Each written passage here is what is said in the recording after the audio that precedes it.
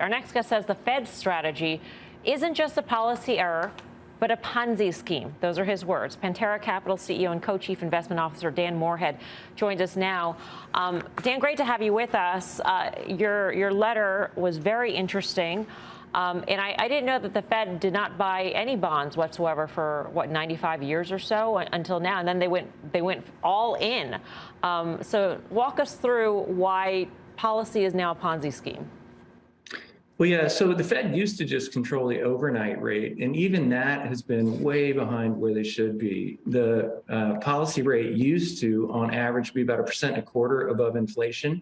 It's now 700 basis points below inflation. They've just gotten the overnight rate back to where it was right before the pandemic. And when the pandemic started, inflation in the US was 2.3, and it's now 8.3 in official terms. And then there's a problem with the way they report housing. The true inflation rate's in double digits now. So that's a policy mistake, but completely separately is their manipulation of the mortgage market. The Fed used to not invest in bonds, didn't manipulate the long curve. They let free market actors like pension plans, mutual funds, insurance companies do all the lending in the economy. But in 2020, they decided to get involved in the mortgage market.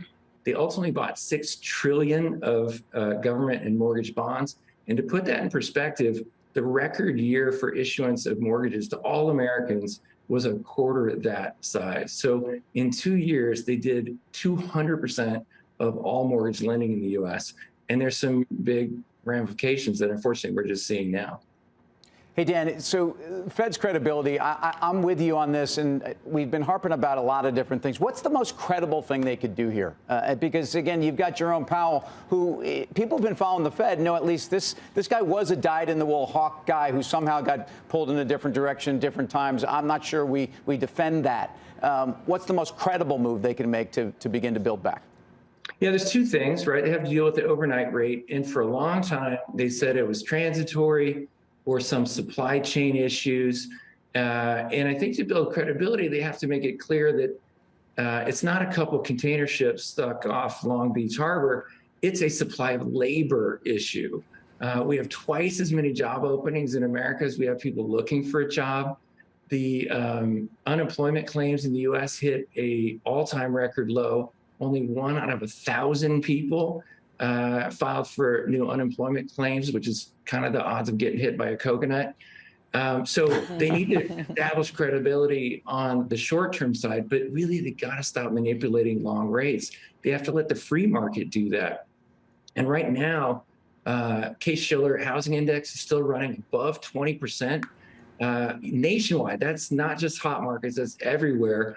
And the Fed is loaning money in short-term at 1.5%, and even long-term rates are very cheap. We've never had that much of a spread between the appreciation of housing at 20% and mortgages at 5 or 6.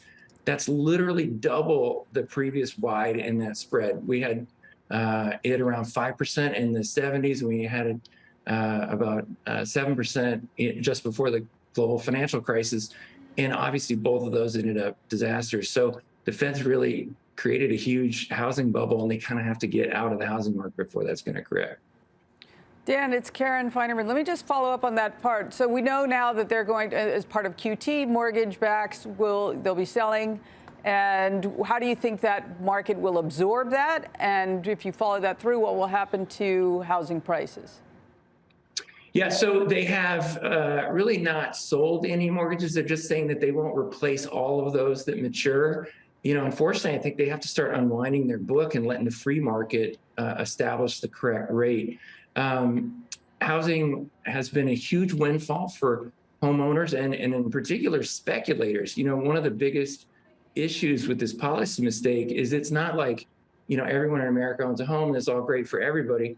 35% of Americans don't own a home. They're trying to buy a home. And even those that own a home, might be wanting to expand into a larger home for their family. And 20% of all homes in the US last year were sold to speculators, institutional speculators, with money they borrowed from the Fed, right? So it's really not advantaging most Americans. The majority of Americans, this is not a great policy. So they have to get out of the bond market, reduce their holdings, and let the free market find the right rate.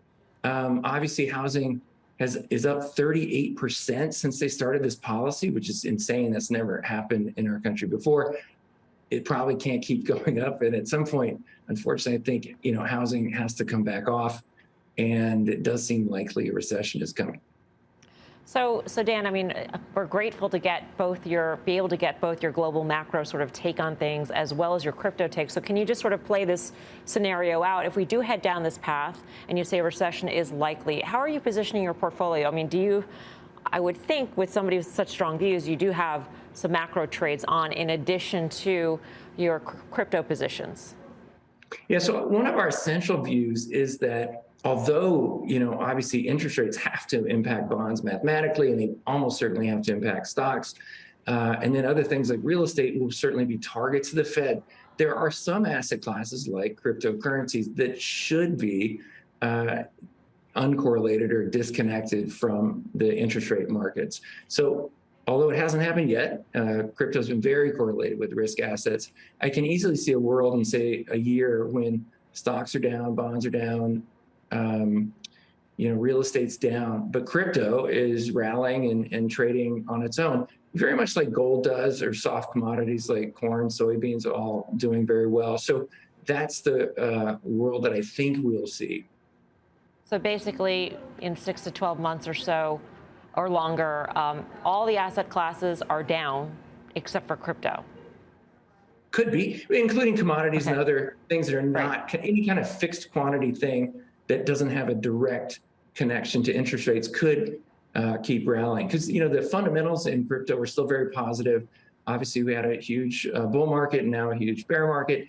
But I've been through 5 of those so far in the 10 years we've been investing in crypto. So it's not, this is not unprecedented. We've seen it a lot. Dan, great to get your take. Thanks for joining us. Thank you. Dan Moorhead of Pantera Capital. Tim, what do you think? Well, again, the garden variety drawdown in crypto that at least someone like Dan can speak to, he can speak with ice water in the veins and say that, look, I've seen this before.